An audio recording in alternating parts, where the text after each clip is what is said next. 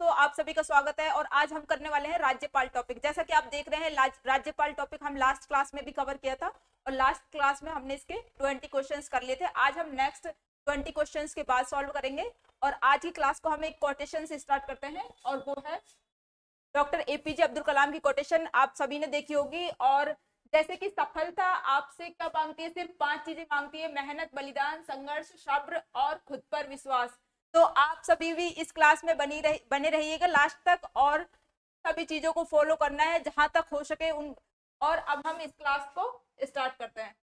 तो जैसे कि हमारा फर्स्ट क्वेश्चन है, संविधान के किस अनुच्छेद के तहत राज्यपाल विधानमंडल द्वारा पारित किसी विधेयक को राष्ट्रपति की स्वीकृति हेतु सुरक्षित रख सकता है? तो हम जैसे कि लास्ट क्लास में हमने देखा था, संविधान के अनुच्छेद के तहत राज्यपाल विधानमंडल द्वारा पारित किस विधेयक को राष्ट्रपति की स्वीकृति हेतु सुरक्षित रख सकता है? तो इसका आंसर क्या होगा? आप सभी कमेंट्स में आंसर जरूर बताइए और जिससे कि आपको क्वेश्चन सॉल्व करने में बहुत हेल्प होगी। तो इसका आंसर है, सुरक्षित किसके तहत रख सकता है? तो अनुच्छेद 200 के तहत।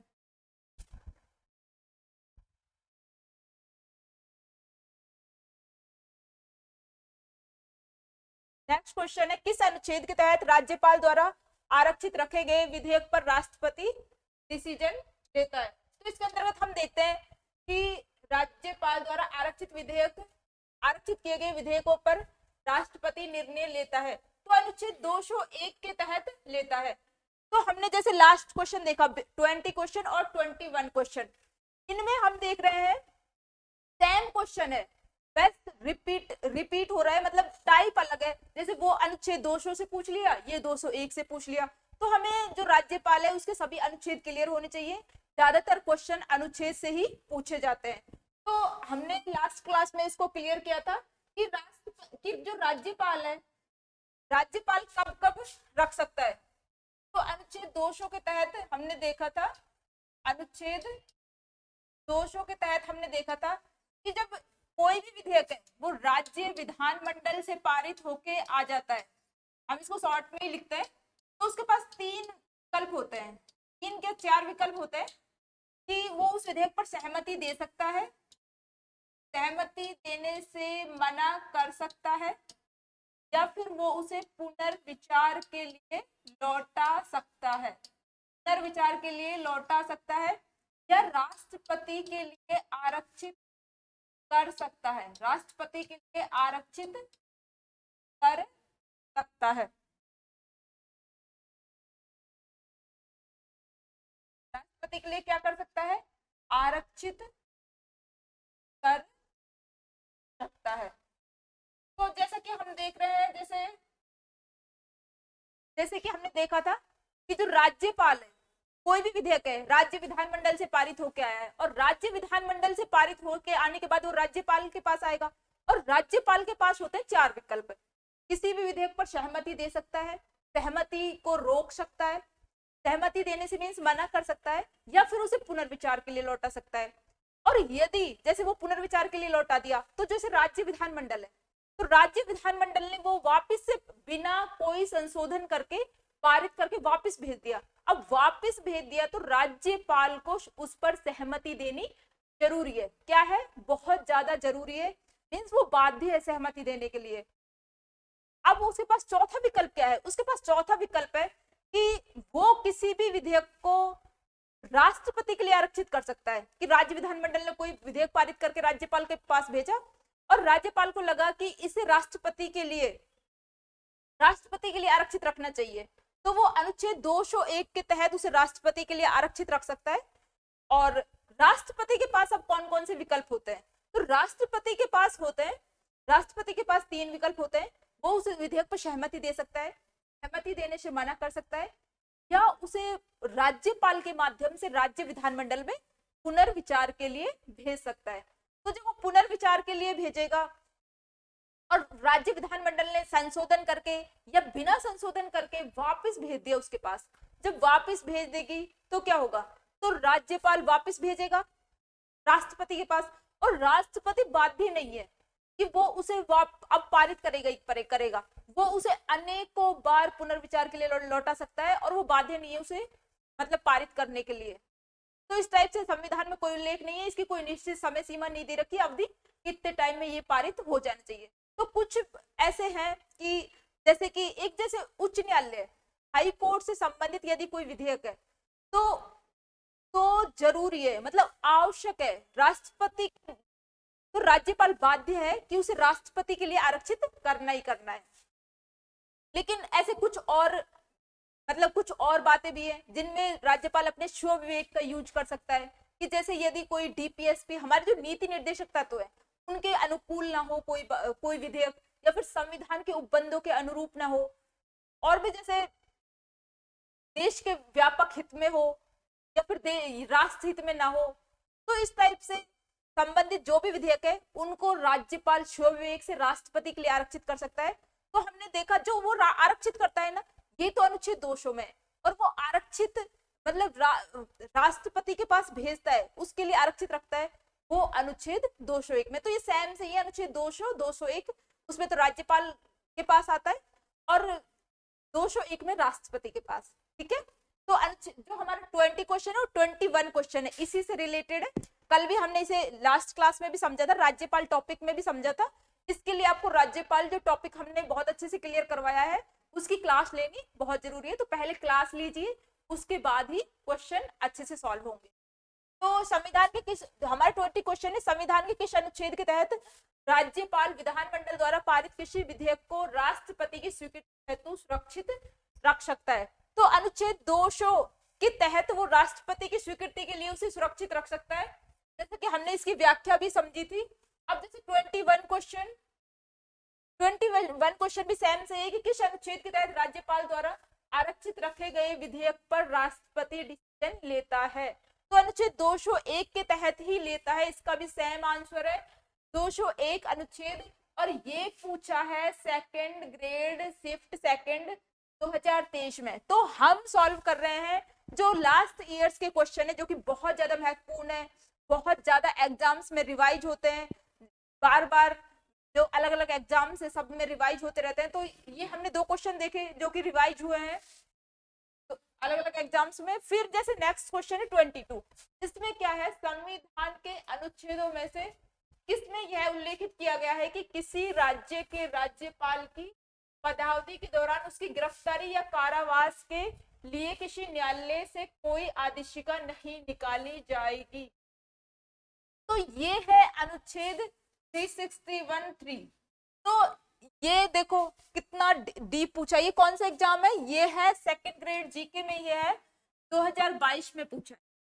तो कभी कभी तो जैसे सीधा पूछ लेता है अनुच्छेदों में से और कोई कोई उन्हें बाउंस क्वेश्चन देना होता है एग्जामिनर को, इस टाइप से वो मतलब डीप अनुच्छेदों में से भी ए बी सी डी क्या है उनसे क्वेश्चन है जैसे कि इसमें पूछ रखा है। तो हम इसको देखेंगे अनुच्छेद 361 में है क्या। जो अनुच्छेद 361 है ना क्या है, इसमें है जैसे राष्ट्रपति हुआ, राष्ट्रपति, राज्यपाल या फिर पहले जो राज प्रमुख होता था राष्ट्रपति, राज्यपाल या पहले जो राज प्रमुख होता था ना, वर्तमान में तो इसका पद समाप्त कर दिया गया है, वर्तमान में इसका पद क्या है समाप्त कर दिया गया है। तो इन तीनों के लिए क्या है इनमें इसमें संरक्षण दिया गया है, संरक्षण दिया गया है इन तीनों के लिए। तो राज्य प्रमुख का पद तो वर्तमान में समाप्त किया जा चुका है, बाकी जो राष्ट्रपति और राज्यपाल है तो वह वर्तमान में उपस्थित है और उनके लिए इसमें संरक्षण दिया गया है कि जैसे 361 के अंतर्गत ही कहा गया है कि जैसे वो अपनी पदावधि के दौरान कोई कार्य कर रहे हैं तो किसी भी कार्य के लिए न्यायालय के प्रति उत्तरदायी नहीं होंगे, मतलब जो न्यायालय है ना उसमें बीच में हस्तक्षेप नहीं कर सकता, वो किसी भी कार्य को करे। और इसी तरीके से जैसे 361 ये तो जैसे 361 एक में कही गई ये बात, 361(2) में देखें तो है ना जो न्यायपालिका है ना इनके प्रति कोई भी दांडिक कार्यवाही नहीं कर सकती, इनके कार्यकाल के दौरान क्या नहीं कर सकती, कोई भी दांडिक कार्यवाही नहीं कर सकती। अब इसी टाइप से 361(3) कहा गया है कि किसी राज्य के राज्यपाल की पदावधि के दौरान उसी गिरफ्तारी या कारावास के लिए किसी न्यायालय से कोई आदेशिका नहीं निकाली जा सकती, कि उसके कार्यकाल के दौरान किसी भी न्यायालय से कोई आदेशिका नहीं निकाली जा सकती। तो ये 361(3) में कहा गया है। तो हमें जो जैसे स्टेट होता है, राज्य के जो हम टॉपिक्स पढ़ते हैं, तो उसमें हमें थोड़ा अनुच्छेदों को थोड़ा डीपली ही पढ़ना पड़ता है उसमें, क्योंकि बहुत ज्यादा जो स्टेट के एग्जाम्स होते हैं उनमें इनके क्वेश्चन आते हैं, तो वो रिपीट होते रहते हैं, तो एग्जामिनर को थोड़ा इसमें डीप जाके भी ही क्वेश्चन बनाना पड़ता है। नेक्स्ट क्वेश्चन है जैसे 23, इसमें क्या है, राजस्थान के निम्नलिखित में से कौन सा संवैधानिक पदाधिकारी राज्यपाल द्वारा नियुक्त किए जाते हैं, लेकिन उन्हें राज्यपाल द्वारा उनके पद से नहीं हटाया जा सकता। तो जैसे राज्यपाल है, जितने भी हमारे राज्य में संवैधानिक आयोग हो, चाहे मतलब गैर संवैधानिक आयोग हो, संवैधानिक आयोग तो होते हैं जिनका अनुच्छेदों में संविधान में सीधा उल्लेख था, लेकिन जैसे गैर संवैधानिक या फिर वैधानिक आयोग होते हैं जिनका बाद में जैसे संसद ने या राज्य विधानमंडल ने कानून पारित करके जिनका गठन किया है। तो जैसे इनका जो गठन किया है ना, वो गैर संवैधानिक या वैधानिक आयोग होते हैं। कार्यकारी आयोग भी होते हैं जो कार्यपालिका आदेश के द्वारा बनाए जाते हैं, जैसे नीति आयोग। तो इस टाइप से अब जैसे केंद्र में जितने भी आयोग है ना, उन सभी के अध्यक्ष और सदस्यों की नियुक्ति कौन करता है, राष्ट्रपति। और राज्य में जितने भी आयोग है उन सभी के अध्यक्ष और सदस्यों की नियुक्ति करेगा राज्यपाल। तो उसी कड़ी में हम देखते हैं कि जैसे महाधिवक्ता है, तो एक एक को देखते हैं। महाधिवक्ता, जो महाधिवक्ता है ना, इसको हमने लास्ट क्लास में जब हम इसके क्वेश्चन सॉल्व करा रहे थे तब देखा था। इसकी नियुक्ति है ना, ये अनुच्छेद 165 में इसका उल्लेख 165 में इसका उल्लेख है। इसके अतिरिक्त वर्तमान में महाधिवक्ता कौन है हमारा, राजेंद्र प्रसाद गुप्ता। राजेंद्र प्रसाद गुप्ता, तो राजेंद्र प्रसाद गुप्ता है ना, ये वर्तमान में हमारे एडवोकेट जनरल ऑफ स्टेट है, राजेंद्र प्रसाद गुप्ता। इसके अतिरिक्त जैसे ये हमारा ना प्रथम विधिक अधिकारी होता है। प्रथम क्या होता है, विधिक अधिकारी, फर्स्ट लीगल ऑफिसर, प्रथम विधिक अधिकारी होता है। इसके अतिरिक्त जैसे जो महाधिवक्ता है, इसकी नियुक्ति कौन करेगा, वो राज्यपाल, क्योंकि राज्य में होता है। केंद्र में इसी की तरह एक पद है महान्यायवादी का, अटॉर्नी जनरल ऑफ इंडिया, जो कि वर्तमान में आर वेंकट रमणी है। तो उसकी नियुक्ति तो करेगा राष्ट्रपति, और वो राष्ट्रपति के प्रसाद पर्यंत अपने पद पर रहेगा।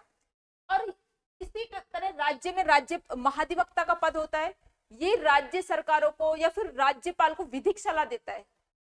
और जितने भी राज्य सरकार के इश्यूज होते हैं, मतलब विधिक इश्यूज होते हैं, उन सभी की सुनवाई हाई कोर्ट में करता है, या फिर और कहीं भी किसी भी न्यायालय में सुनवाई हो, ये करेगा।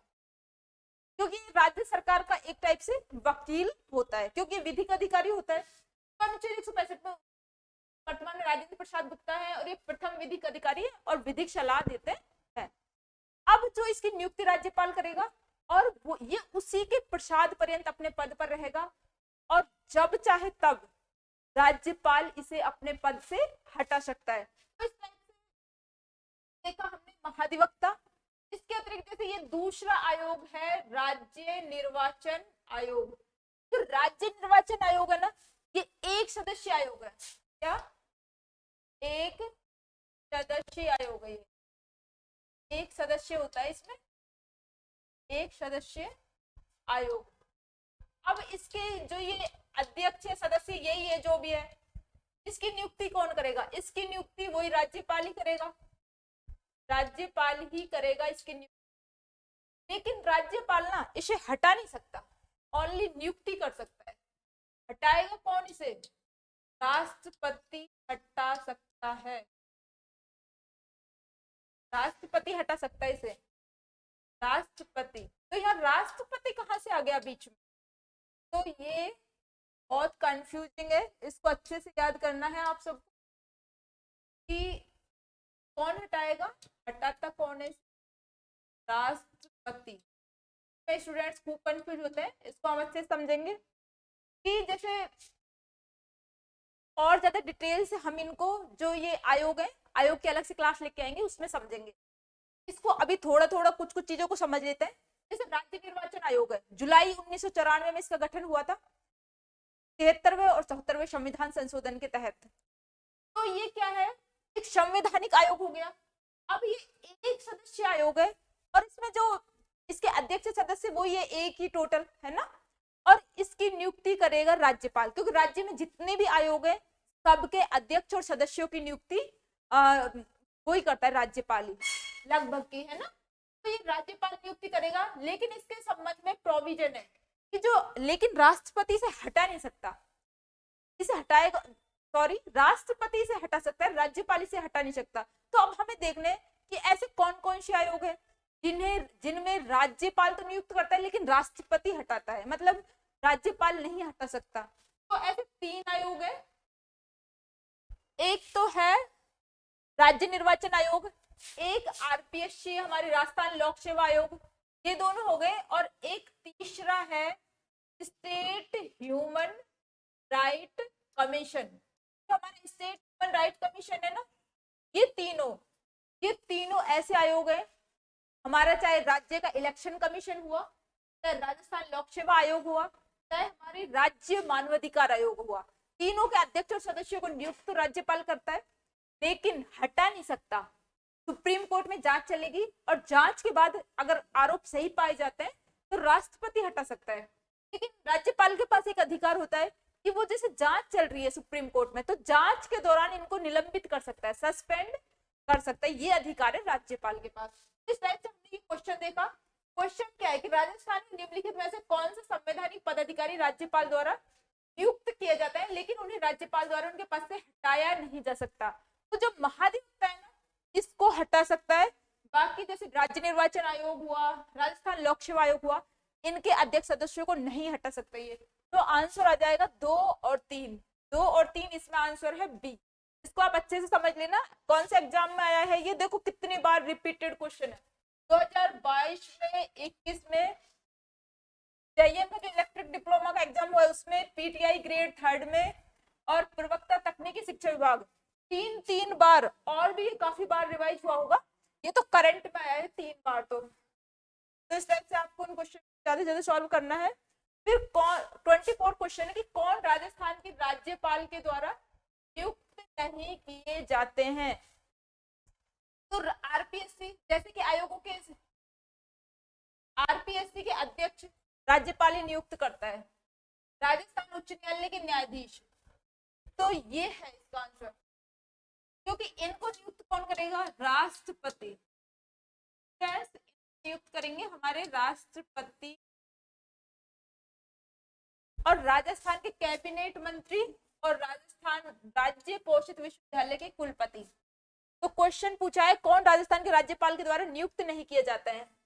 तो हम जब इन सारे विकल्पों को देखते हैं तो हमें पता चलता है कि राजस्थान जो आरपीएससी के अध्यक्ष है या सदस्य, सबको राज्यपाल नियुक्त करता है, तो ये तो रॉन्ग हो गया। अब राजस्थान उच्च न्यायालय के न्यायाधीश है, इनको क्या राज्यपाल नियुक्त करता है, नहीं, इनको नियुक्त करते हैं हमारे राष्ट्रपति महोदय। और राज्यपाल से तो जो राष्ट्रपति है सलाह लेते हैं, ओनली एडवाइस, कि इनको नियुक्त करने के संबंध में, नियुक्त तो राष्ट्रपति करते हैं। तो ये हो गया, इसमें नहीं पूछा है, इसमें इस चीज का आपको अच्छे से ध्यान रखना है, इसकी वजह से होती है माइनर मिस्टेक। तो ये है आंसर बी। अब राजस्थान के जैसे कैबिनेट मंत्री है, कैबिनेट मंत्री मुख्यमंत्री की सलाह से राज्यपाल ही नियुक्त करेगा। फिर राज्य पोषित जितने भी विश्वविद्यालय के जैसे कुलपति होते हैं उनकी नियुक्ति करता है, क्योंकि ये स्वयं तो होता है कुलाधिपति। जैसे राज्य पोषित जितने भी विश्वविद्यालय हैं, राज्य के विश्वविद्यालय होते हैं, जो भी राज्य के विश्वविद्यालय, उनका पदेन कुलाधिपति होता है। कौन, राज्यपाल होता है पदेन कुलाधिपति, और उनमें कार्य संचालन के लिए कुलपति या उप कुलपतियों की नियुक्ति राज्यपाल करता है। तो राज्य पोषित विश्वविद्यालय के कुलपति, इसकी नियुक्ति भी यही करेगा। और स्वयं क्या होता है, पदेन कुलाधिपति, पदेन कुलाधिपति। अपराधी।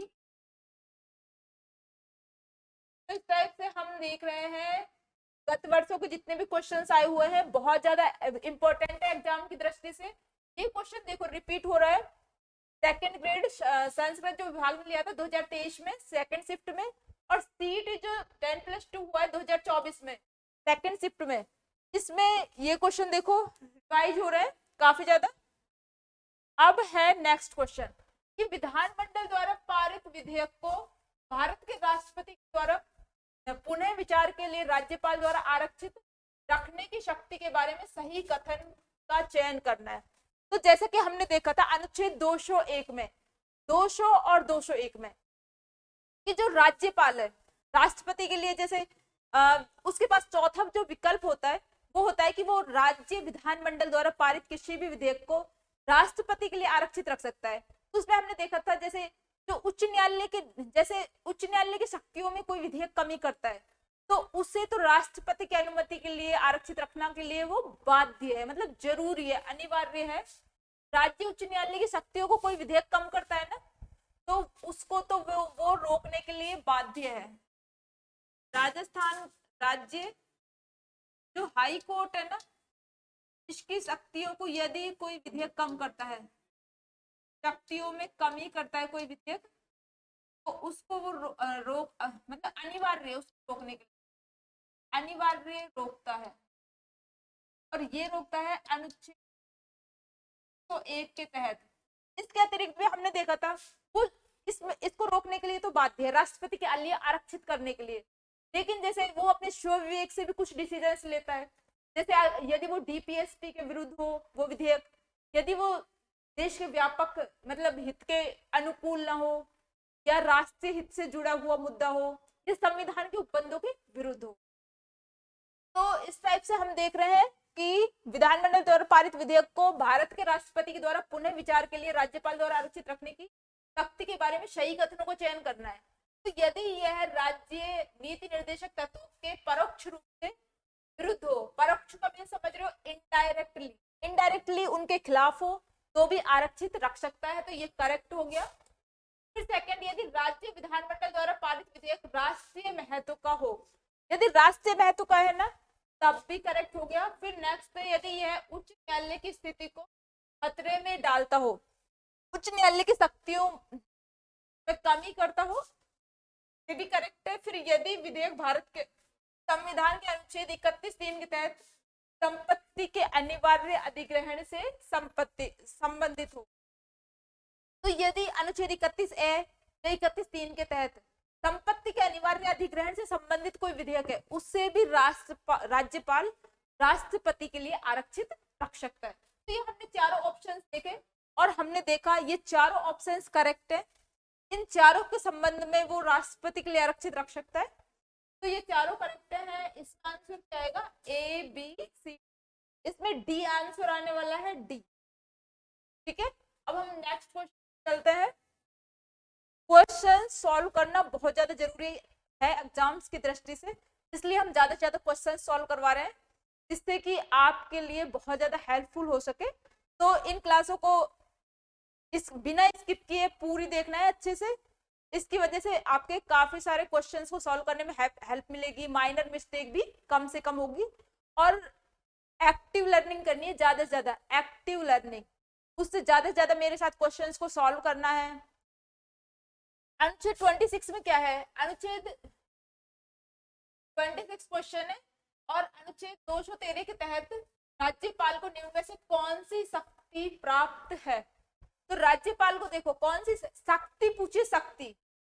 अब उसे जैसे क्षमादान की शक्ति, क्षमादान की शक्ति राज्यपाल के पास नहीं है, निषेध अधिकार की शक्ति भी नहीं है, मंत्रिपरिषद निर्माण की शक्ति नहीं, ये शक्ति नहीं उसका कार्य है। तो शक्ति कौन सी है? अध्यादेश जारी करने की शक्ति। तो आंसर आएगा इसमें ए। अब आपको समझना है कि ए, अब कंफ्यूजन होता है इसमें कि अध्यादेश जारी करने की, क्योंकि यहाँ पे पूछा है राज्यपाल की शक्ति कि अनुच्छेद 213 के तहत राज्यपाल को कौन सी शक्ति प्राप्त है। तो अनुच्छेद 213 दे दिया उसने पहले ही। अनुच्छेद 213 में क्या है? अध्यादेश जारी करना। तो अध्यादेश जारी करने की शक्ति, तो उसने डायरेक्टली पूछा है आर्टिकल देके अध्यादेश के बारे में। तो आंसर ए आएगा। बाकी ये सब भी है, लेकिन निषेधाधिकार की शक्ति ये तो इसके पास वैसे भी नहीं है, क्योंकि जैसे जो वीटो पावर होती है वो ओनली राष्ट्रपति के पास है, राज्यपाल के पास नहीं है। तो यदि हम समझे इनको, अध्यादेश से रिलेटेड समझे, तो हमने लास्ट क्लास में भी समझा था और अभी भी इसको थोड़ा देख लेते हैं कि अध्यादेश जारी करने की शक्ति ये कौन जारी करता है। स्टेट में तो जारी करता है राज्यपाल और केंद्र में जारी करता है राष्ट्रपति। कब जारी करता है? जब विधानमंडल विश्राम के दौरान, विधानमंडल विश्राम के दौरान, मतलब सदन में कोई भी सत्र नहीं चल रहा है, अब विश्राम काल चल रहा है। 3 सत्र होते हैं ना पूरे साल में मुख्यतः, तो ग्रीष्मकालीन, शीतकालीन या मानसून सत्र है ना। तो ये जैसे विधानमंडल का विश्राम काल चल रहा है और उस टाइम पे कोई विधेयक लाना, मतलब राज्यपाल को ये समाधान हो गया कि कानून आवश्यकता है, तत्काल कोई कानून आना बहुत जरूरी है, कानून की जरूरत पड़ रही है उस टाइम पे, तत्काल कानून की जरूरत है। तो राज्यपाल क्या करता है? जारी करता है अध्यादेश, और ये एक अस्थायी कानून की तरह होता है अध्यादेश, क्योंकि जैसे सदन, जैसे विधानमंडल का सत्र स्टार्ट हो गया तो उसके बाद 6 सप्ताह के अंतर्गत या तो विधानमंडल इसे पारित करके कानून का रूप दे दे, और नहीं तो ये स्वतः ही समाप्त हो जाएगा। तो इसकी जो अवधि 6 सप्ताह हो गई, सत्र प्रारंभ होने के बाद 6 सप्ताह में पारित करना आवश्यक है, कानून बनाना है तो, नहीं तो ये स्वतः ही समाप्त हो जाएगा। नहीं तो क्या हो जाएगा? स्वतः ही समाप्त हो जाएगा। और राज्यपाल तो अध्यादेश को कभी भी समाप्त कर सकता है, वापस ले सकता है, समाप्त कर सकता है। इस टाइप से देख रहे हैं हम अध्यादेश पावर जो राष्ट्रपति की होती है। अब इसका जो अध्यादेश होता है ना, इसका वही बल और प्रभाव होता है जो एक कानून का होता है। विधानमंडल में जो कानून पारित होता है उसका जो बल और प्रभाव होता है ना, वो सेम राज्यपाल द्वारा जारी किए गए अध्यादेश का होता है, लेकिन ये बस इसका जो कार्यकाल है वो अस्थायी होता है, कि एक अस्थायी तरीके से लाया जाता है, और अगर विधानमंडल चाहे तो इसकी अवधि बढ़ा सकती है, वो परमानेंट कर सकती है कानून बना के। तो इस टाइप से हमने अध्यादेश पावर देखी। अनुच्छेद 213 में राज्यपाल के अध्यादेश जारी करने की शक्ति है, और ये पूछा है सेकंड ग्रेड में 2023 में, सेकंड शिफ्ट में। अब हम देखेंगे जो अध्यादेश है उससे रिलेटेड कितने क्वेश्चन मतलब रिपीट हुए और थोड़ा सा टाइप चेंज करके बार बार इस क्वेश्चन को पूछ रहा है। तो हम देखेंगे, इसके हमने 3-4 क्वेश्चन लिए हैं कि अनुच्छेद 213 के अधीन अध्यादेश प्रख्यापित करना राज्यपाल का या की है, तो ये क्या है? शक्ति है, अधिकार दायित्व प्रकार नहीं है, वो उसकी क्या है? शक्ति। देखो ये पूछा है असिस्टेंट प्रोफेसर में 2024 का क्वेश्चन है, तो मतलब थोड़ा सा टाइप चेंज कर दिया, अनुच्छेद वही है, क्वेश्चन का मतलब प्रकार चेंज कर दिया, मतलब पूछने का तरीका। तो इससे काफी चीजें समझ में आती है। इसके अतिरिक्त भी हम देखते हैं नेक्स्ट क्वेश्चन, ये भी अध्यादेश से रिलेटेड है कि राज्यपाल द्वारा जारी अध्यादेश को राज्य विधानमंडल का सत्र प्रारंभ होने के कितने समय तक विधानमंडल में रखा जाना अनिवार्य है, अन्यथा वह निष्प्रभावी हो जाएगा। तो ये भी हमने समझा था लास्ट क्वेश्चन में कि 6 सप्ताह के अंदर राज्य विधानमंडल सत्र में आने के बाद उसे पारित कर देगा, वरना वो स्वतः ही समाप्त हो जाएगा, और राज्यपाल उसे कभी भी वापस ले सकता है। तो इस टाइप से उसकी एक निश्चित अवधि है, मैक्सिमम 6 सप्ताह। राज्यपाल द्वारा जारी अध्यादेश को राज्य विधानमंडल का सत्र प्रारंभ होने के कितने समय तक विधानमंडल में रखा जाना अनिवार्य है, अन्यथा वह निष्प्रभावी हो जाएगा। तो 6 सप्ताह तक उसे रखा जाना अनिवार्य है, वरना वह स्वतः ही समाप्त हो जाएगा। और ये पूछा है पीटीआई एग्जाम 2015 में। तो देखो जो अध्यादेश से रिलेटेड ये क्वेश्चन है, कितनी बार इसका बस पूछने का तरीका चेंज कर रहे हैं, कितनी बार इस क्वेश्चन को रिपीट किया जा रहा है। अब हम नेक्स्ट देखेंगे, ये भी अध्यादेश से रिलेटेड है, इसको भी रिपीट करके पूछा है सेकंड ग्रेड 2023 सेकंड शिफ्ट में, और सेकंड ग्रेड स्पेशल एजुकेशन 2017 में। तो राज्यपाल द्वारा प्रख्यापित अध्यादेश की मंजूरी आवश्यक है। तो इसको फिर इसका टाइप चेंज करके पूछा इस क्वेश्चन को कि भाई किसके द्वारा उसकी मंजूरी आवश्यक है, जैसे कि वो परमानेंट कानून बन जाए। तो राष्ट्रपति के द्वारा, ये तो बिल्कुल नहीं। राज्य विधानमंडल के द्वारा, यस ये करेक्ट है। फिर राज्य परिषद के मंत्रियों द्वारा, ये भी इनकरेक्ट है। फिर नेक्स्ट इनमें से कोई नहीं, तो ये भी इनकरेक्ट है। तो देखिए इसका आंसर राज्य विधानमंडल है। जैसे कि हम देख ही रहे हैं, लास्ट क्वेश्चन में भी देखा था हमने कि राज्य विधानमंडल सत्र में आने के 6 सप्ताह के अंदर अंदर या तो उसे पारित कर देगा, वरना वो स्वतः ही समाप्त हो जाएगा। यदि ये पारित कर देता है तो वो परमानेंटली कानून बन जाएगा, और नहीं तो समाप्त हो जाएगा अध्यादेश। तो अध्यादेश से रिलेटेड क्वेश्चंस देख रहे हैं हम, कितनी बार ये क्वेश्चन रिपीट हुआ है। अब हम देखते हैं कि नेक्स्ट क्वेश्चन किससे रिलेटेड है कि क्या राज्यपाल राज्य के विधानमंडल के सत्र में रहने के दौरान अध्यादेश जारी कर सकता है। तो ये बिल्कुल नए तरीके से क्वेश्चन वापस से रिपीट किया है सीईटी 2023 में सेकेंड शिफ्ट में। तो क्या आप भी इस क्वेश्चन का आंसर दीजिए कि क्या राज्यपाल राज्य के विधानमंडल के सत्र में रहने के दौरान अध्यादेश जारी कर सकता है? तो नहीं कर सकता, नो। राष्ट्रपति की पूर्वानुमति से, ये इनकरेक्ट है। मंत्रिपरिषद की सलाह से, इनकरेक्ट। हाँ, तो इसमें आएगा नहीं जारी कर सकता, क्योंकि जब राज्य विधानमंडली सदन में रहेगी, सत्र उसका ही चल रहा होगा, तो कोई भी तत्काल किसी भी कानून की आवश्यकता पड़ जाए, वो स्वयं ही मतलब एक नॉर्मल प्रोसेस से ही वो कानून बनाया जा सकता है। तो उसमें अध्यादेश की तो आवश्यकता होती नहीं है। अध्यादेश की आवश्यकता तो जब ही तो होती है जब संसद का या राज्य विधानमंडल का विश्राम काल चल रहा है, वो उसमें नहीं है सत्र में, और कोई तत्काल कानून की आवश्यकता है, तभी राज्यपाल अध्यादेश जारी करता है। नॉर्मल स्थिति जारी नहीं कर सकता। तो इसमें आंसर आएगा नो, नहीं, ए ऑप्शन इसमें आंसर है। अब हम देखते हैं नेक्स्ट क्वेश्चन कि जो एमएम पुंछी आयोग है, एमएम पुंछी आयोग ने किसके द्वारा राज्यपाल पर महाभियोग के प्रावधान की सिफारिश है? जो हमारे एमएम पुंछी आयोग है ना, इसमें क्या आंसर है? संसद, राज्यसभा, राज्य विधान, इनकरेक्ट है ये तीनों। इसमें करेक्ट है राज्य विधानमंडल। इसमें पूछा है second grade SST special education 2019 में। तो जो एमएम पुंछी आयोग है, इसने 2 सिफारिशें की थी। एक तो जो सामान्यतः इसका कार्यकाल कितना होना चाहिए, सामान्य तो जो कार्यकाल है ना वो होना चाहिए 5 वर्ष, कार्यकाल 5 वर्ष होना चाहिए। दूसरा इसने बोला था कि राज्यपाल को ना राज्य विधानमंडल में किस टाइप से हटाया जाना चाहिए, महाभियोग की प्रक्रिया द्वारा। राज्यपाल को किस द्वारा? महाभियोग द्वारा। जिस प्रकार हम अपने राष्ट्रपति महोदय को हटाते हैं ना, राष्ट्रपति महोदय के लिए महाभियोग की प्रोसेस दी टाइप से राज्यपाल के लिए बोला है कि कैसे महाभियोग की प्रक्रिया होनी चाहिए। वो किस राज्य विधानमंडल, राज्य विधानमंडल में, राज्य विधानमंडल।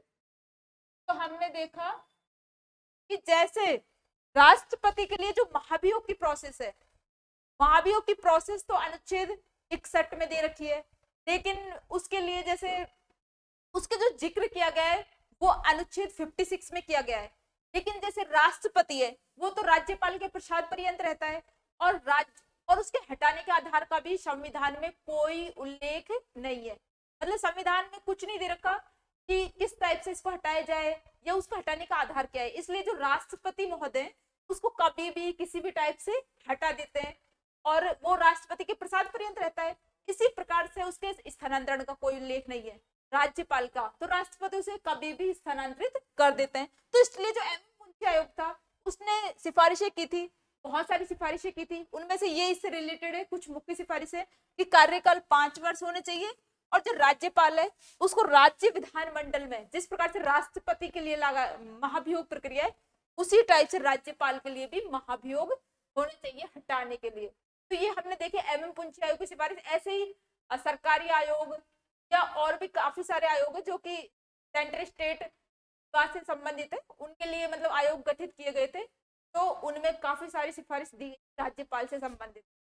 तो उच्च आयोग ने किसके द्वारा राज्यपाल पर महाभियोग के प्रावधान की सिफारिश की है? तो वो है राज्य विधानमंडल। राज्य विधानमंडल में इसके लिए क्या होना चाहिए? महाभियोग प्रोसेस लाई जानी चाहिए। नेक्स्ट देखेंगे 32 क्वेश्चन। इसमें क्या है, निम्न में से कौन सा कथन राजस्थान के राज्यपाल के संबंध में असत्य है? असत्य पूछना है, इसको ध्यान रखना है अच्छे से, वरना इससे होती है माइनर मिस्टेक। फिर सीईटी 2023 में पूछा है ये फर्स्ट शिफ्ट में। तो इसमें देखो क्या क्या ऑप्शन है जो कि इनकरेक्ट है। राज्यपाल की स्वविवेकी शक्तियों के लिए निर्णयों को न्यायालय में चुनौती नहीं दी जा सकती, ये तो करेक्ट है। फिर नेक्स्ट, राज्यपाल को मृत्युदंड के दंडादेश के विरुद्ध क्षमादान की शक्ति प्राप्त नहीं है, ये भी करेक्ट है। फिर नेक्स्ट, राज्यपाल को प्रशासनिक सहायता प्रदान करने के लिए राज्यपाल सचिवालय कार्यरत है। तो राज्यपाल को प्रशासनिक सहायता प्रदान करने के लिए राज्यपाल सचिवालय कार्यरत है, ये तो करेक्ट है, क्योंकि भाई उसको सहायता सलाह देने के लिए तो कोई होगा, तो राज्यपाल सचिवालय देता है। इसके अतिरिक्त जैसे राज्यपाल जो सचिवालय है ना, नेक्स्ट क्वेश्चन, नेक्स्ट ऑप्शन इसी से रिलेटेड है कि राज्यपाल सचिवालय का प्रमुख कौन? प्रमुख राज्यपाल का सचिव होता है, जो कि कहां से होता है? राजस्थान प्रशासनिक सेवा से का अधिकारी होता है। तो ये देखो, ये हो गया इनकरेक्ट। वो राजस्थान प्रशासनिक सेवा का अधिकारी नहीं होता, वो होता है भारतीय प्रशासनिक सेवा का अधिकारी। किसका होता है? वो क्या होता है? आईएएस, इंडियन एडमिनिस्ट्रेटिव सर्विस से होता है, भारतीय प्रशासनिक सेवा का अधिकारी होता है। तो इस टाइप से हमने देखा इनकरेक्ट कौन सा है। इन चारों ऑप्शंस को अच्छे से याद कर लो और इससे समझ आ जाता है, और इसको मतलब हमें देखना है अच्छे से कि निम्न में से कौन सा कथन राजस्थान के संबंध में असत्य, असत्य बताना है चारों ऑप्शंस में से। तो असत्य हमारा डी है। चार ऑप्शन है, जैसे राजस्थान राज्यपाल की जो स्वविवेकी शक्तियों के लिए निर्णयों को न्यायालय में चुनौती नहीं दी जा सकती, तो ये करेक्ट है। दूसरा, राज्यपाल को मृत्युदंड के दंडादेश के विरुद्ध क्षमादान की शक्ति प्राप्त नहीं है। तो जैसे मृत्युदंड का ये है ना, ये अनुच्छेद 61 में है, राज्यपाल की क्षमादान शक्ति से रिलेटेड है। इसके अतिरिक्त जो अनुच्छेद 72 है ना, इससे रिलेटेड भी है। जो राज्यपाल की क्षमादान शक्ति है ना, वो राष्ट्रपति के क्षमादान शक्ति जैसे अनुच्छेद 72 में 72 में, तो उसके साथ साथ ही जो 72(3) में राज्यपाल के लिए भी प्रावधान कर रखा है कि वो जो क्षमा, जैसे इसके जो दंडादेश है उसमें क्षमा नहीं कर सकता, क्षमा के अतिरिक्त जैसे प्रविलंबन, लघुकरण या परिहार आदि चीजें कर सकता है। सजा की प्रकृति को चेंज कर सकता है, अवधि को कम कर सकता है, उस पर अस्थायी रोक लगा सकता है, लेकिन उसको पूर्णतः क्षमा नहीं कर सकता, जिस प्रकार से हमारे राष्ट्रपति महोदय करते हैं। तो सेकंड ऑप्शन भी इसमें करेक्ट है। फिर थर्ड ऑप्शन, जैसे राज्यपाल को प्रशासनिक सहायता प्रदान करने के लिए क्या होगा? राज्यपाल सचिवालय कार्यरत है, और उसका हेड कौन होगा? उसका जो हेड होगा ना, सचिव, वो भारतीय प्रशासनिक सेवा का अधिकारी होता है, ना कि राज्य प्रशासनिक सेवा का। तो ये हमारा फोर्थ ऑप्शन डी इनकरेक्ट है, यही इसमें आंसर है, असत्य। नेक्स्ट है, नवीन प्रोटोकॉल के अंतर्गत, किसके अंतर्गत? नवीन प्रोटोकॉल के अंतर्गत राजस्थान के राज्यपाल को निम्नलिखित में से निम्नलिखित अभिवादन से संबोधित किया जाता है। तो पहले किससे किया जाता था और वर्तमान में, क्योंकि अब उसमें संशोधन किया जा चुका है। नवीन प्रोटोकॉल के अंतर्गत ये पूछा है सेकंड ग्रेड 2017 में। तो पहले तो बोला जाता था जो महामहिम है ना, हर एक्सीलेंसी, और वर्तमान में बोला जाएगा ऑनरेबल अंग्रेजी में, और माननीय राज्यपाल अथवा राज्यपाल महोदय हिंदी में। ये करेक्ट है। इसके अतिरिक्त जैसे द मोस्ट ऑनरेबल अंग्रेजी में और अति सम्माननीय हिंदी में, ये इनकरेक्ट हो गया। हर एक्सीलेंसी महामहिम हिंदी में, ये बोला जाता था पहले। रॉयल हाइनेस अंग्रेजी में और महाराजा धीराज या महाराजा हिंदी। तो देखो पहले जो राज्यपाल के लिए यूज करते थे ना, वो होता था जैसे नवीन प्रोटोकॉल से पहले, तो पहले राज्यपाल के लिए यूज करते थे हर एक्सीलेंसी तो इंग्लिश में, और महामहिम शब्द करते थे हिंदी में। लेकिन नवीन प्रोटोकॉल में इसमें चेंज किया है, और चेंज करके जो हमारे राज्यपाल थे राम नाईक, कौन से, राम नाईक, जो कि यूपी के और राजस्थान दोनों के राज्यपाल थे। कौन थे, राज्यपाल का नाम है राम नाईक, राम नाईक। ये जब राज्यपाल थे ना, तो एक इन्होंने कुछ संशोधन किए थे प्रोटोकॉल में, और इन्होंने कहा था 2014 में, 26 अगस्त 2014 को उसकी आदेशिका जारी हुई थी। 26 अगस्त 2014 को उसकी आदेशिका जारी की गई थी। 2014 को क्या जारी की गई थी, आदेशिका, और उसमें कहा गया था कि महामहिम या एक्सीलेंसी की जगह माननीय राज्यपाल या राज्यपाल महोदय या फिर ऑनरेबल गवर्नर शब्द का यूज किया जाएगा। और जैसे राज्यपाल के पद से पहले सुश्री, श्रीमती, श्री, इन शब्दों का यूज किया जाएगा। कौन सा, श्री, श्रीमती, श्रीमती, इन शब्दों का यूज किया जाएगा। तो उन्होंने राज्यपाल है राम नाईक, जो कि राजस्थान और यूपी के राज्यपाल थे, उन्होंने ये संशोधन इसमें किया कि भाई जो भी सरकारी, जैसे कोई भी जैसे वार्तालाप हो रहा है, मतलब समारोह हो रहा है, उसमें इनका यूज, इन शब्द का यूज किया जाएगा। तो आपने देखा 33 क्वेश्चन, और इसमें हमने देखा इसमें आंसर है ए, ये भी इनकरेक्ट हो गया, पहले इसका यूज किया जाता था, तो इसमें ए आंसर हो गया ऑनरेबल इंग्लिश में, और माननीय राज्यपाल अथवा राज्यपाल महोदय। नेक्स्ट क्वेश्चन कौन सा है हमारा, नेक्स्ट क्वेश्चन है पश्चिमी क्षेत्र सांस्कृतिक केंद्र उदयपुर की सभापति कौन है। तो ये भी एग्जाम में रिपीट हो रही, ये वाले क्वेश्चन भी सेकंड ग्रेड जी के 2018 में भी आया है, और पुलिस कांस्टेबल एग्जाम 2020 की फर्स्ट शिफ्ट में इसको पूछा गया है। तो इस टाइप के एग्जाम में ये भी क्वेश्चन आ रहे हैं कि भैया किसका तो अध्यक्ष है, किसका सभापति है। तो इसके लिए हम आपके लिए हैं इसमें, देखो देखना है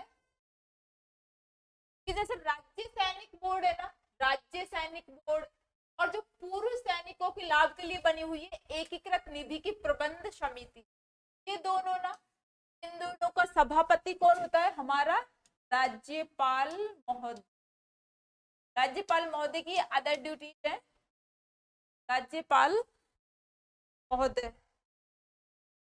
तो क्या होता है, देखो राज्य सैनिक बोर्ड हो या फिर एकीकृत निधि की प्रबंधन समिति, ये पूर्व सैनिकों के लिए होती है, दोनों का होता है सभापति, कौन होता है, राज्यपाल। और इसके अतिरिक्त जैसे पश्चिमी क्षेत्र सांस्कृतिक केंद्र, पश्चिमी क्षेत्र सांस्कृतिक केंद्र उदयपुर में है ये पश्चिमी क्षेत्र सांस्कृतिक केंद्र, इसका भी सभापति होता है राज्यपाल। तो तीन तो ये हो गए जिनका सभापति होता है, एक तो राज्य सैनिक बोर्ड, और एक पूर्व सैनिकों के लाभ के लिए एकीकृत निधि की प्रबंध समिति, एक पश्चिमी क्षेत्र सांस्कृतिक केंद्र उदयपुर का सभापति कौन होता है, राज्यपाल महोदय। इसके अतिरिक्त जैसे रेड क्रॉस सोसाइटी राजस्थान की राज्य शाखा का क्या होता है, राज्यपाल अध्यक्ष। किसका, रेड क्रॉस सोसाइटी राजस्थान की राज्य शाखा का अध्यक्ष भी होता है ये। तो इस टाइप से हमने देखा ये किस किस का अध्यक्ष होता है और किसका सभापति होता है। इसको आप कॉपी में नोट कर लीजिए, इसमें क्वेश्चन आता रिवाइज हो रहा है बहुत ज्यादा। तो पश्चिमी क्षेत्र सांस्कृतिक केंद्र उदयपुर के सभापति, रेड क्रॉस सोसाइटी राजस्थान राज्य शाखा के अध्यक्ष। तो जैसा कि हम देख रहे हैं क्वेश्चन, पश्चिमी क्षेत्र सांस्कृतिक केंद्र उदयपुर के सभापति कौन है, तो हमने देखा कि जो हमारे राज्यपाल महोदय वो होते हैं इसके सभापति। तो राजस्थान के जो राज्यपाल है वो होते हैं सभापति, आंसर है ए। इसके अलावा जैसे मुख्यमंत्री रॉन्ग हो गया, पर्यटन मंत्री, उदयपुर के संभागीय आयुक्त, ये तीनों रॉन्ग हो गए। फिर जैसे अब हमारा नेक्स्ट क्वेश्चन है किस राजस्थान के राज्यपाल कुलाधिपति होते हैं। तो जो राजस्थान के राज्यपाल है, हमने लास्ट क्वेश्चंस में भी देखा था, वो जो राज्य पोषित विश्वविद्यालय हैं या फिर राज्य के जो विश्वविद्यालय हैं उनमें पदेन कुलाधिपति होता है। मतलब फर्स्ट से ही उसके लिए अलग से कोई नियुक्ति वगैरह नहीं की जाती, वो पद से ही, शुरुआत से ही पदेन कुलाधिपति होता है उनका, राज्य में जितने भी राज्य के जो भी राज्य पोषित विश्वविद्यालय उनका, राज्य पोषित विश्वविद्यालय को क्या होता है, कुलाधिपति होता है राज्यपाल। और जो विश्वविद्यालय होते हैं उनके कार्य संचालन के लिए कुलपति या उप कुलपतियों की नियुक्ति भी करता है। और भी बहुत सारे अधिकार है इसके पास विश्वविद्यालय से रिलेटेड कुलाधिपति होने के नाते। तो ये पूछा है सीईटी 2023 की फर्स्ट शिफ्ट में, आरएस 2016 में भी रिपीट हुआ है, तो ये काफी बार रिपीटेड क्वेश्चन है। अब इसका आंसर देखेंगे, सभी राज्य विश्वविद्यालयों, राज्य में स्थित केंद्रीय विश्वविद्यालय तथा सभी निजी विश्वविद्यालय का कुलाधिपति होता है। तो इस आंसर में आ गया केंद्रीय, केंद्रीय जहां आ जाएगा वहां तो ये वैसे भी नहीं रहेगा क्योंकि ये राज्य के विश्वविद्यालयों का कुलाधिपति है। केंद्र से रिलेटेड जिनका जो केंद्रीय विश्वविद्यालय उनका कुलाधिपति तो होता है राष्ट्रपति, राज्यपाल नहीं होता। तो ये हो गया रॉन्ग। अब नेक्स्ट है, जैसे सभी राज्य और निजी विश्वविद्यालयों, निजी विश्वविद्यालयों का भी नहीं होता क्योंकि ये राज्य पोषित नहीं होते। तो अब है नेक्स्ट, सभी राज्य विश्वविद्यालय तथा राज्य में कार्यरत सभी केंद्रीय विश्वविद्यालयों का, केंद्रीय आ गया ना इधर, ये भी रॉन्ग है, इसका भी नहीं होगा। अब है सभी राज्य विश्वविद्यालयों का, तो ये है इसमें डी आंसर, क्योंकि जो राज्य में राज्य द्वारा पोषित जितने विश्वविद्यालय है ना राज्य के, उनका कुलाधिपति होता है ये, और बाकी का नहीं होता, केंद्रीय का भी नहीं है और निजी का भी नहीं है। तो इस टाइप से ये इसका आंसर हो गया डी। अब है नेक्स्ट आंसर, नेक्स्ट ये भी देखो इसी से रिलेटेड क्वेश्चन है, विश्वविद्यालय से।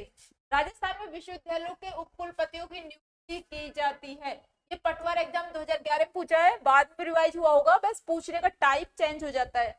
तो विश्वविद्यालय के उपकुलपतियों की नियुक्ति करता है राज्यपाल ही करता है, जैसे कि हमने लास्ट क्वेश्चन में देखा था कि जो राज्यपाल है वो स्वयं तो होता है पदेन कुलाधिपति, और जो विश्वविद्यालय के कार्य संचालन के लिए कुलपति उप कुलपतियों की नियुक्ति करता है।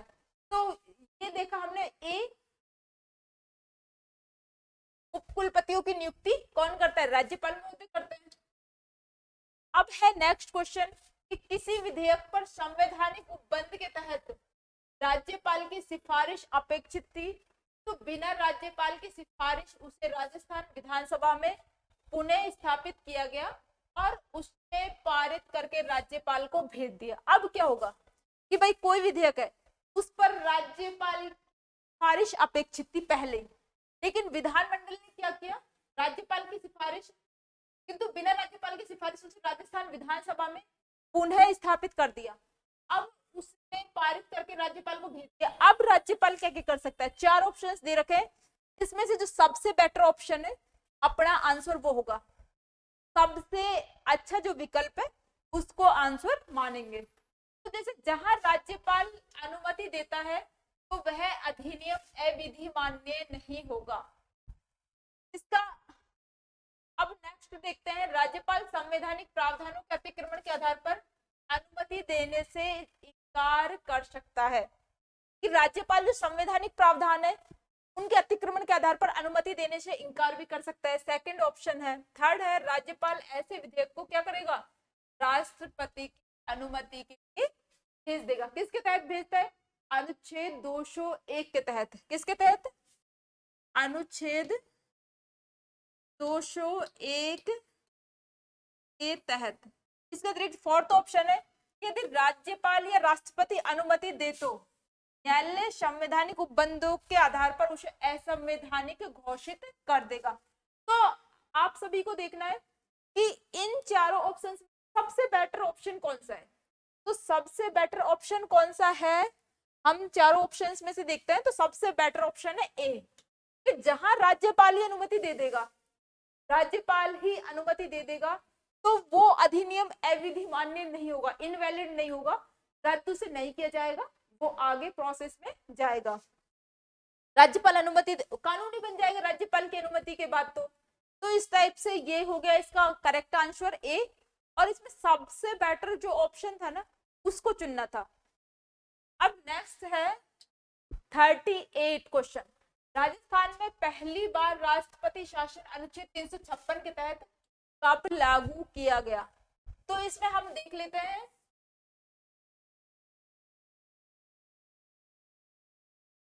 जो राजस्थान है उसमें अभी तक 4 बार राष्ट्रपति शासन लगा है। और 4 बार राष्ट्रपति शासन राजस्थान में क्यों लगा है? चारों बार राजनीतिक प्रतिद्वंदिता के कारण ही राजस्थान में राष्ट्रपति शासन लगा है, क्योंकि राष्ट्रपति शासन लगता है अनुच्छेद 356 के तहत। और और 356 के तहत कब लगाते हैं? जैसे यदि इसमें राज्यपाल सिफारिश करता है राष्ट्रपति से कि राज्य में क्या है, संवैधानिक बंदों के अनुरूप शासन नहीं चल रहा है, कि भाई जो राज्य में संविधान के अनुसार शासन नहीं चल रहा है, तो राज्यपाल सिफारिश करता है राष्ट्रपति को कि भाई वहां पर राष्ट्रपति शासन लगा देना चाहिए उस राज्य में। और जब राष्ट्रपति शासन लग जाता है राज्य में, तो राज्यपाल ही सर्वे सर्वा होता है उस स्टेट का। तो इस टाइप से राजस्थान में 4 बार राष्ट्रपति शासन लगा है अभी तक। 1967 में, 1967 में, 1967 में, इसके अतिरिक्त जैसे 1977 में, 80 में, 1980 और 1992 से 1993 में, तो 4 बार राजस्थान में राष्ट्रपति शासन लगा है। तो अब हम देखेंगे कि क्यों, मतलब कौन कौन राज्यपाल थे उस टाइम पे, कौन कौन मुख्यमंत्री थे और क्यों लगा। जब फर्स्ट बार राष्ट्रपति शासन लगा था, सबसे कम टाइम के लिए लगा था, ओनली 44 दिन के लिए। अभी तक का सबसे कम टाइम के लिए लगा है 44 डेज की न्यूनतम मिनिमम है ये टाइम पीरियड अभी तक 4 में, 44 डेज के लिए, है ना। तो 13 मार्च से 26 अप्रैल तक रहा ये। और इस टाइम राज्यपाल थे संपूर्णानंद और सरदार हुकुम सिंह। ये 13 मार्च 1967 को जब लगा था, तो उस टाइम जो हमारे राज्यपाल थे डॉक्टर संपूर्णानंद ने क्यों लगाया था? तो उस टाइम जो कोई भी सरकार, मतलब जो भी दल थे, किसी भी दल के पास स्पष्ट बहुमत नहीं था। और बाद में जो स्पष्ट बहुमत नहीं होने के आधार पर जो डॉक्टर संपूर्णानंद थे, उन्होंने राष्ट्रपति शासन लगा दिया पूरे स्टेट में, और 44 दिन तक ये रहा। उस बीच में ये राज्यपाल भी बदल गए, और डॉक्टर सरदार जो हुकुम सिंह थे वो राज्यपाल बन के आए, और जो मोहनलाल सुखाड़िया थे, तो पहले वही थे मुख्यमंत्री। तो मोहनलाल सुखाड़िया ने निर्दलीयों की सहायता से सरकार बनाई, और इस टाइप से ये फर्स्ट राष्ट्रपति शासन है। जब सेकंड राष्ट्रपति शासन राजस्थान में लगा, तो वो कब लगा? वो लगा है 30 अप्रैल से 21 जून तक। कब? 30 अप्रैल से 21 जून तक 1977 में। और इस टाइम राज्यपाल कौन थे? वेदपाल त्यागी और रघुकुल तिलक। कौन थे? वेदपाल त्यागी और रघुकुल तिलक। तो इस टाइम मुख्यमंत्री कौन थे? जो केंद्र 1977 में ऐसे हुआ था कि जो हमारी राजस्थान की राज्य में राजनीति है ना, वो केंद्र से प्रभावित रहती है, शुरुआत से ही रही है। तो फर्स्ट में ज्यादा थी, तो केंद्र में जब जनता पार्टी की सरकार आ गई थी 1977 में, और मोरारजी देसाई बनाए गए थे प्रधानमंत्री, तो उन्होंने बहुत सारे राज्यों में राष्ट्रपति शासन लगाया था। तो उन्हीं राज्यों के बीच में राजस्थान भी आ गया, और राजस्थान में भी राष्ट्रपति शासन लगा दिया गया। और राजस्थान में उस टाइम मुख्यमंत्री थे हरिदेव जोशी। हरिदेव जोशी को हटा के राष्ट्रपति शासन लगा दिया। किसको हटाया था? उस टाइम मुख्यमंत्री कौन थे? थे हरिदेव जोशी। हरिदेव, ये राजनीतिक प्रतिद्वंदिता के कारण लगाया गया हरिदेव। तो इस तरह से देखा हमने सेकंड राष्ट्रपति शासन हमारा क्यों लगा और कब से कब तक लगा। और ये 53 डेज के लिए लगा था। कितना? 53। जो हमारे राष्ट्रपति शासन है ना, ये ना जैसे 4 राष्ट्रपति शासन लगे हैं, तो बढ़ती हुए टाइम क्रम में लगे हैं कि भाई इसमें सबसे कम 44 दिन के लिए लगाया गया, फिर सेकंड में 53 दिन के लिए, थर्ड में 110 दिन के लिए 110, और फोर्थ में तो लगभग 1 साल 354 दिन के लिए। सबसे ज्यादा time period, maximum time period के लिए चौथा राष्ट्रपति शासन लगा था। तो जो तीसरा राष्ट्रपति शासन देखते हैं, इसमें ये लगाया गया है 17 फरवरी से 5 जून तक, 110 दिन के लिए। और इस टाइम राज्यपाल कौन थे? राज्यपाल थे रघुकुल तिलक। इस टाइम पे रघुकुल तिलक राज्यपाल थे। और कब लगाया? तो जैसे इससे पहले जो जनता पार्टी की सरकार आई थी जब केंद्र में, तो उन्होंने राज्यों में राष्ट्रपति शासन लगा दिया। इसी टाइप से जब इंदिरा गांधी की सरकार आई 1980 में, तो उन्होंने राजस्थान में राज्यपाल थे इस टाइम, नहीं मुख्यमंत्री थे भैरव सिंह शेखावत। भैरव सिंह की शेखावत की सरकार को बर्खास्त कर दिया और राष्ट्रपति शासन लगा दिया। कौन थे यहाँ पे? भैरव सिंह शेखावत थे थर्ड टाइम पे। भैरव सिंह शेखावत कौन थे? सीएम थे ये। और रघुकुल तिलक थे यहाँ के राज्यपाल। अब हम देखेंगे जो हमारा चौथा राष्ट्रपति शासन लगा है वो कब लगा है। ये ऑलमोस्ट 1 साल के लिए लगा है, 354 दिन के लिए मैक्सिमम। 15 दिसंबर 1992 से 3 दिसंबर 1993 को 354 दिन के लिए। इस टाइम राज्यपाल थे एम चंद्र रेड्डी और बलिराम भगत। तो इस टाइम हुआ था जो बाबरी मस्जिद का जो कांड हुआ था 1992 में, उस कारण जो भैरव सिंह शेखावत की सरकार थी उसको बर्खास्त कर दिया गया था 1992 में। इस प्रकार राजस्थान में लगा चौथा राष्ट्रपति शासन। तो राजस्थान में 4 बार राष्ट्रपति शासन लगा है अब तक, और चारों राष्ट्रपति शासनों को हमने अच्छे से डिटेल से देखा है। इसमें से बहुत क्वेश्चन पूछे जाते हैं और ये हमें एग्जैक्ट इसका एक एक पॉइंट याद होना चाहिए। अब नेक्स्ट जैसे देखते हैं, इससे रिलेटेड क्वेश्चन था हमारा कि राजस्थान में पहली बार राष्ट्रपति शासन अनुच्छेद 3 के तहत कब लागू किया गया। तो ये 1967 में लगाया गया है। इसमें अगर हमें ये भी पता हो ना इन ऑप्शंस के अकॉर्डिंग, तो भी हमारा क्वेश्चन करेक्ट हो जाएगा, क्योंकि जैसे 4 बार राष्ट्रपति शासन लगा था, तो 1967, 77, 80 और 92 में 4 बार लगा था। तो ये 13 मार्च से 26 अप्रैल तक लगा था 44 दिन के लिए। तो सी ऑप्शन आ जाएगा इसमें फर्स्ट राष्ट्रपति शासन। अब सेकंड 1977 में, थर्ड 1980, फोर्थ 1992। तो आंसर क्या हो जाएगा इसका? सी। अब ये कौन सा एग्जाम में आया है? ये जेल प्रहरी 2017 में आया है। अब नेक्स्ट है 39 क्वेश्चन, जो कि हमारा लास्ट क्वेश्चन है। निम्नलिखित वाक्यों में सही बताना है हमें चारों में से। तो ये भी जो हमारा राष्ट्रपति शासन लगाया गया था ना, उससे रिलेटेड ये क्वेश्चन है। राजस्थान में पहला राष्ट्रपति शासन 1967 13 मार्च से 26 अप्रैल 1967 तक लागू रहा, ये करेक्ट है। फिर यह राष्ट्रपति शासन संविधान के अनुच्छेद 52 के अंतर्गत राजस्थान में राजनीतिक अस्थिरता के कारण लगाया गया।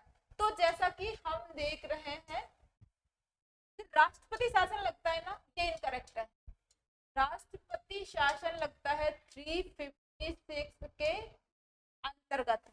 जो राष्ट्रपति शासन लगाते हैं हम अनुच्छेद 356 के तहत लगता है। अनुच्छेद 352 के तहत तो राष्ट्रीय आपातकाल लगता है, नेशनल इमरजेंसी। तो ये हमारा रॉन्ग हो जाएगा, सेकंड है रॉन्ग। अब और देखते हैं, मार्च 1967 में राज्यपाल हुकुम ने राजस्थान में राष्ट्रपति शासन लगाने के लिए राष्ट्रपति को सलाह भेजी। तो जब राष्ट्रपति शासन लगाया गया था 13 मार्च 1967 में, उस टाइम हमारे कौन थे राज्यपाल?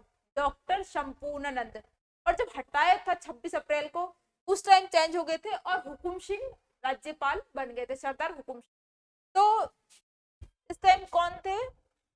हुकुम सिंह नहीं थे, उस टाइम थे शंपूर्णानंद। कौन थे? संपूर्णानंद। तो देखो कितनी माइनर मिस्टेक है, ऐसे सेकंड ऑप्शन में और इसी टाइप से थर्ड ऑप्शन में। तो ये थर्ड भी हो जाएगा हमारा रॉन्ग। इसमें हमारा केवल एक सही है। इसमें कौन सा ऑप्शन आएगा? केवल एक सही है, बी ऑप्शन आएगा।